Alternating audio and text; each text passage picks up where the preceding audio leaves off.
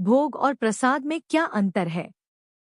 हिंदू धर्म में अनेक देवी देवता हैं, जिनकी नियमित रूप से सुबह शाम पूजा की जाती है। उसके बाद आरती करने की परंपरा सदियों पुरानी है। भगवान की पूजा करने के बाद उन्हें भोग लगाया जाता है। क्या आप जानते हैं भोग और प्रसाद में क्या अंतर है? बहुत से लोग भोग और प्रसाद को एक ही मानते हैं, लेकिन भोग और प्रसाद एक नहीं है।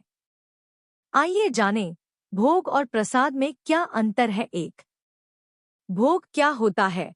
धार्मिक ग्रंथों के अनुसार पूजा और आरती के बाद खाने और पीने की जो वस्तु भगवान को अर्पित की जाती है उसे भोग कहा जाता है।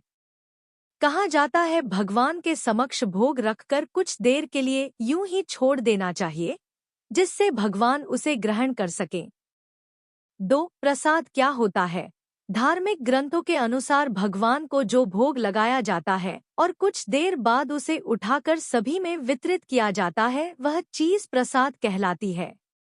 अर्थात भगवान को अर्पित किया गया भोग उनके स्वीकार करने के बाद प्रसाद का रूप लेता है, जिसे सभी भक्तगणों में वितरित किया जाता है। कितनी देर बाद खाना चाहिए भगवान का भोग? मान्यता है कि भगवान को भोग अर्पित करने के बाद कम से कम 15 मिनट से आधे घंटे के बाद आप उस भोग को प्रसाद के रूप में ग्रहण कर सकते हैं। जिस तरह हम अपना खाना स्वाद लेकर धीरे धीरे खाते हैं, ठीक उसी तरह भगवान को भी भोग खाने का समय देना चाहिए।